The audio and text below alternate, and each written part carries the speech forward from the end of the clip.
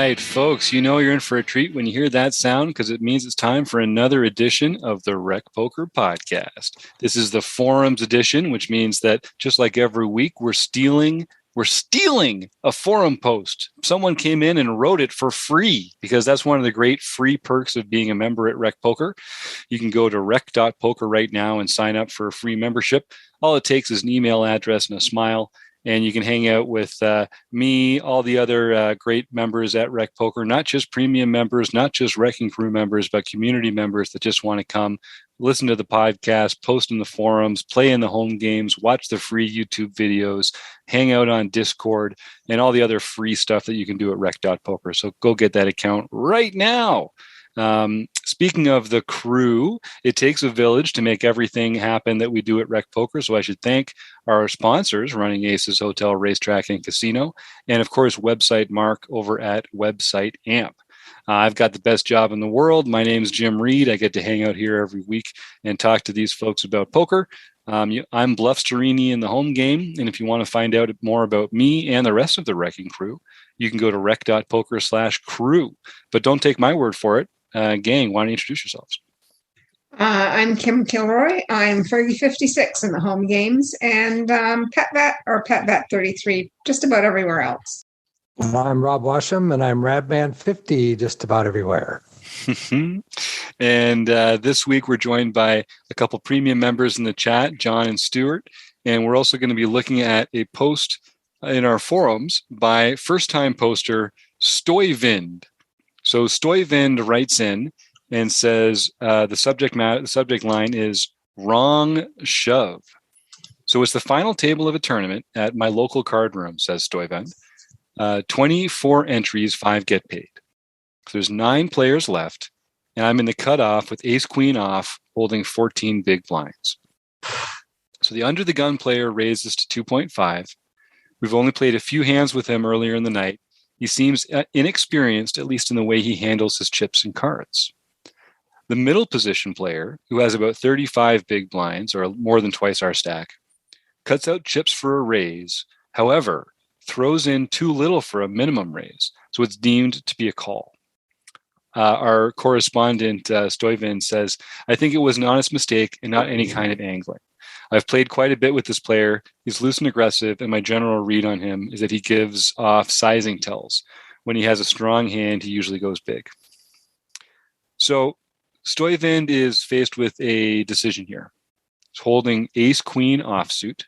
There's an open in early position, and then this player to his right has acted as though they were going to make a raise, but as it happens, they've only called.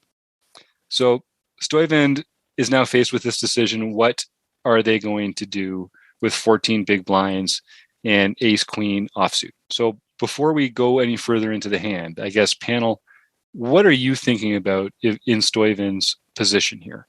There's 9 left. You're on the final table. 5 get paid.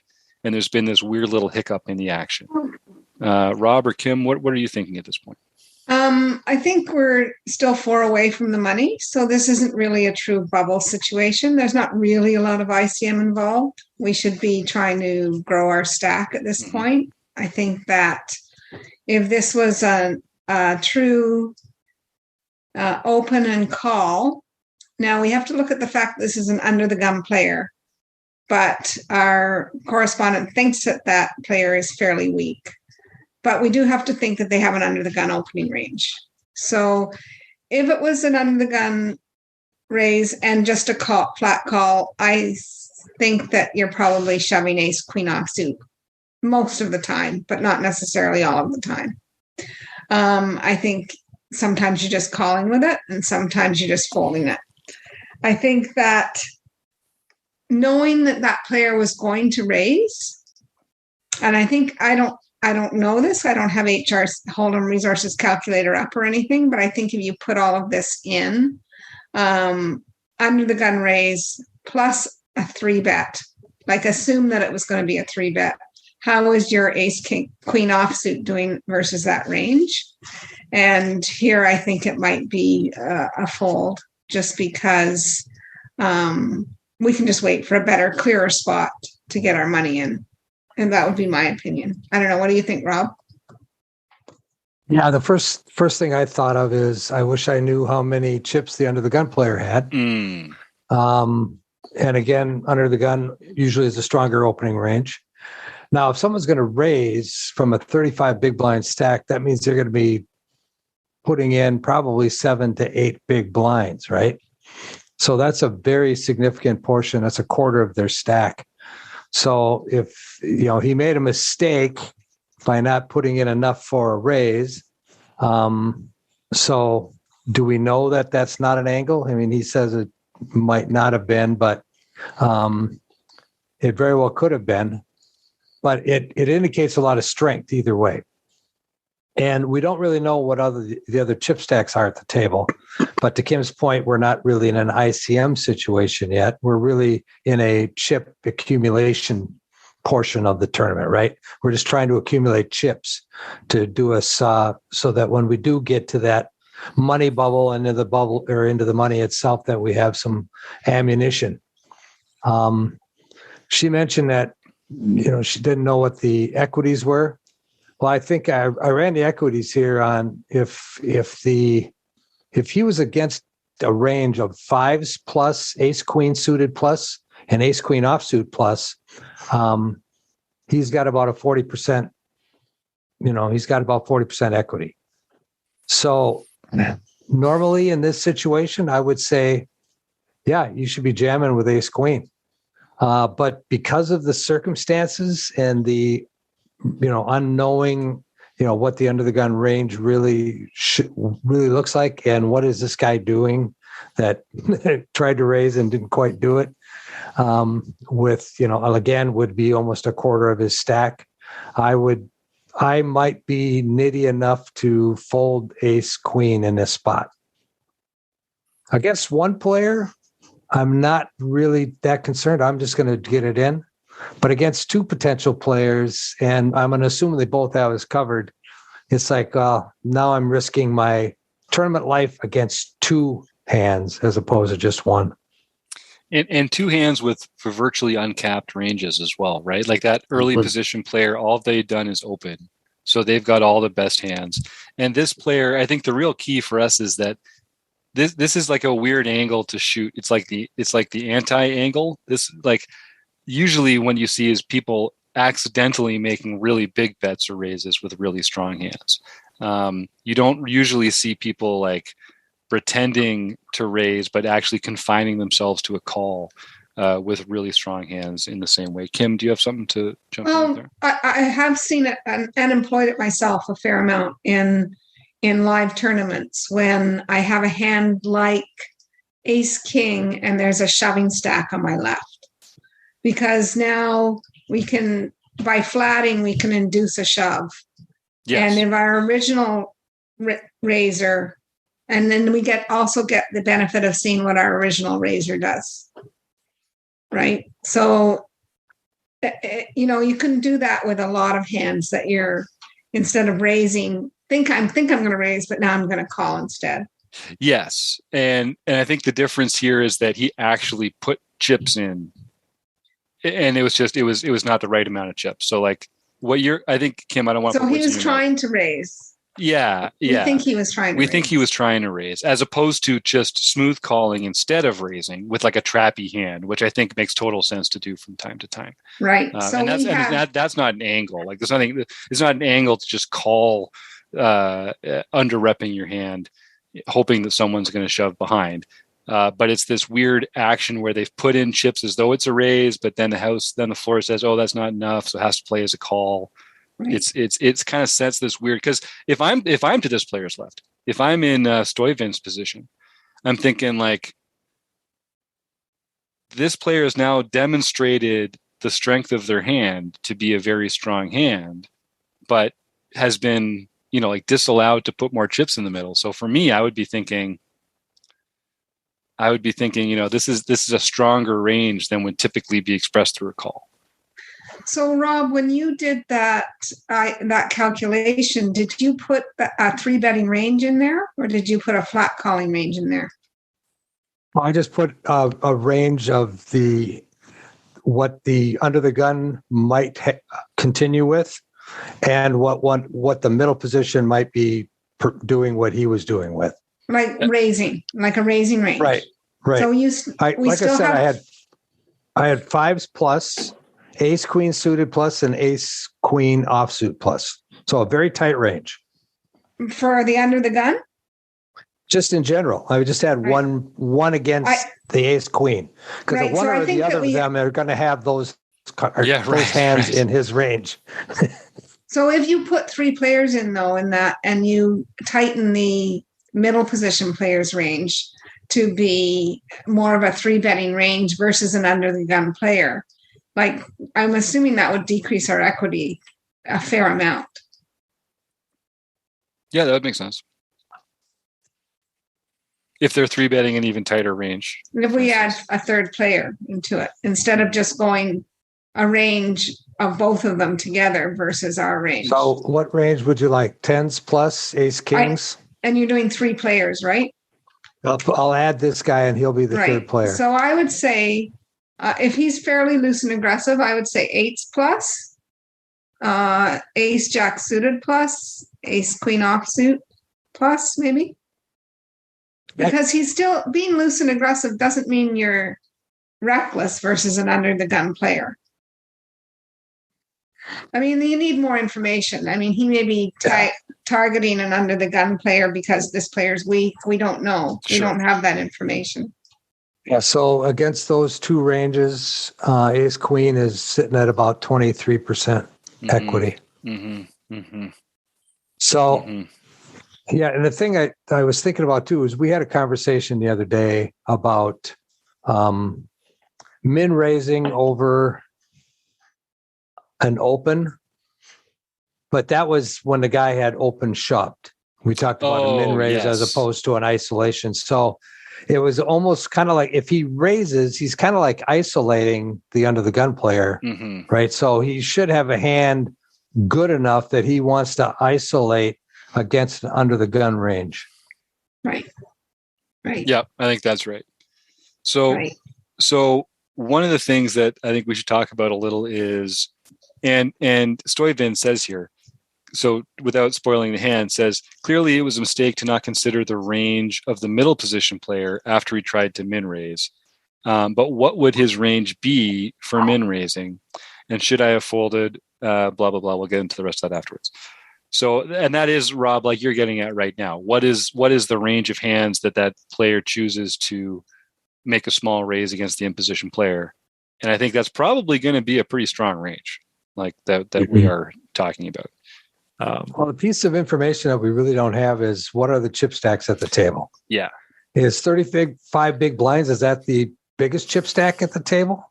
Or, what is the average chip stack? I don't know. That would have a big bearing on how much I would consider raising or 3-betting over an under the gun open. Yeah. And that's a good note to our correspondent here, Stoyvind. And this is true for all of us recreational players, which is that we should be recording more details about these hands, especially if we're going to post them to the forums or to talk about them with our friends. It's still helpful to have this conversation with the details that are here, but stacks are so important. If you can tell people what the actual stacks are for the players at the table, and if they're in final table situations like this, what are the short stacks too? Because that's going to make a big difference in how aggressive or how passive we choose to play a wide portion of our range at all.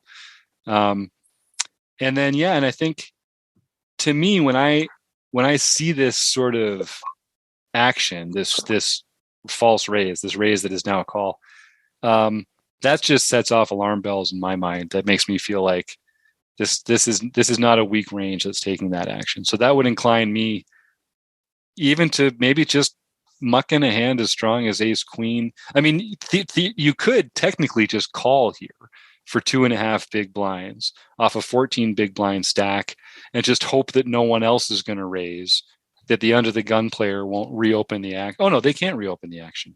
So it would just be someone raising behind you that you'd be. And we're going to have position in the hand post flop as well. Yeah. I think there's a big difference here as well between ace queen offsuit and ace queen suited. I think we're much more likely to be willing to get it in with ace queen suited, or even play ace queen suited as even a call. And let's talk about that for a sec, because I'm always torn between these two. Sometimes I feel like, well, ace queen suited is more flop dependent, so I should call with it. But then other times I think, yeah, but it's got 3% more equity, so I should shove with it, as opposed to ace queen offsuit. So a lot of it comes down to how deep you are.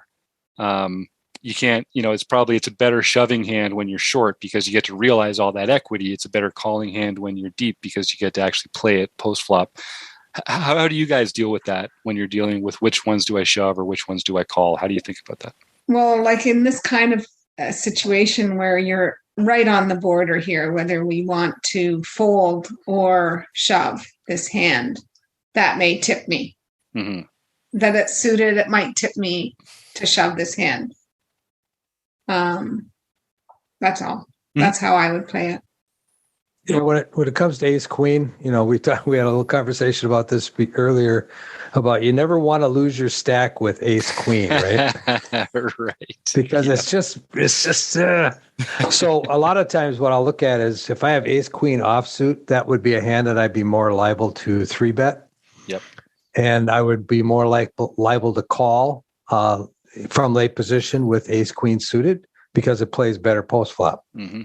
So, but in this case, you only got 14 big blinds. So you're either calling or shoving with either of those iterations of ace queen right now. Right. So I think to Kim's point, if it was suited, I might feel better about shoving it here. But I think I like a call. I like a call here in this spot just to, you're at the point, if you happen to hit big, you could make some money. And if you don't, you still got, 11 and a half, you still got over 10 big blinds to see the next hand with. And in a vacuum, when we don't have any information on the under the gun player,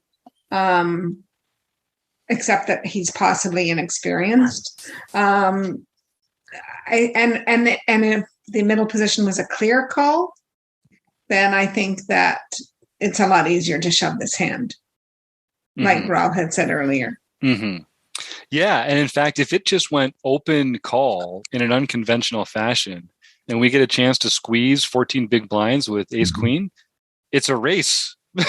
Get those chips in you're going to see friction marks on the, exactly. It's going to burn its way into the middle there. So that it really is like this brake check by Let's talk player. About our range to do for the listeners. Yeah, great idea, Kim. What we want to do that with 14 big blinds in the cutoff. Now we don't, like Rob said, know the stack sizes right. of the rest of the people at the table.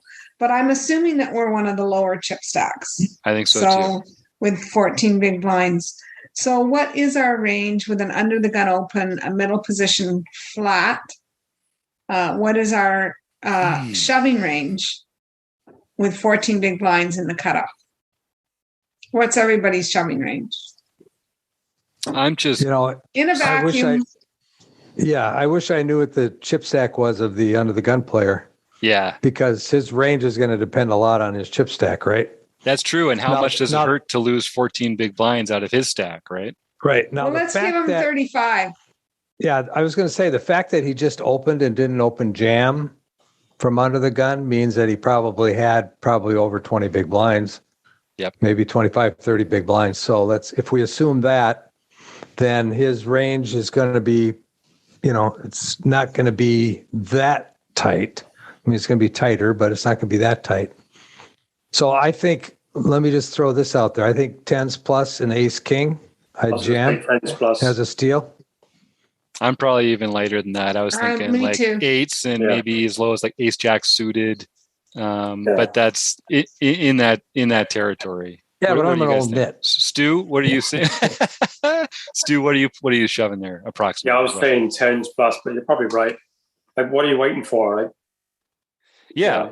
And this is from the money. Yeah, and this is in the world where it's just gone bet call. There hasn't been this weird action. Mm-hmm. Right. Kim, what do you think? What's your range there? Probably any pair. Because I'm squeezing. I'm just trying to get a fold or have one be against one player. So probably I can squeeze deuces and get threes, fours, fives, sixes, Yep. and maybe sevens to fold. Yep, that's true. Right.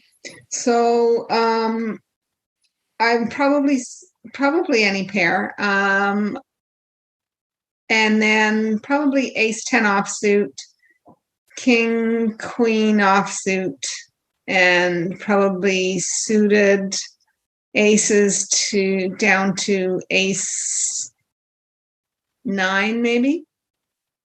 So that's a pretty And robust then range. king queen yeah. suited, king jack suited. If I think this is a table where I can get a fold a high percentage of the time. Mm-hmm. And so that, I mean, that's a lot of combos when you consider that once this player does this break check here, that now we're considering just open folding ace queen. That's that's not with this scenario. Yes, that's with a scenario of a call, right? Yeah. So it just goes to show how much of a difference it makes when we see this person, tell us that they have a very strong range, because that's the difference between us squeezing and us basically facing a cold 3-bet. Right. Now that's if I'm the bottom in stacks. If there's 3 stacks at this table that are shorter than me, I'm probably not doing it that wide. That's a good point. That's why it's more fun to be the short stack, everybody. It's way more fun to be the short stack. You get to get frisky all the time, get those chips in the middle, realize that equity.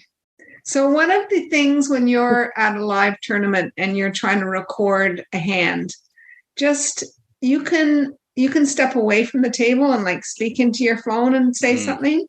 Or I use the hand history keyboard, which is a downloadable keyboard for both Android and iOS, and it makes it easier to record a hand. And sometimes, if I'm really caught up in a big hand, I'll just snap a quick picture of the board of how it's come out. If I want to discuss a hand, and then because sometimes I'll be talking. I think it was a 6 on the turn.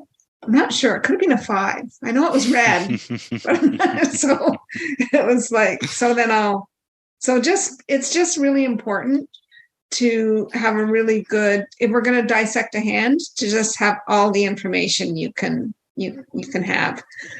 We don't need to know stack sizes at the table when your head's up in a hand with somebody else and it's the middle of a tournament. Yeah. But when we're in this sort of scenario where we're final table of a tournament, it's pretty important to know the stack sizes.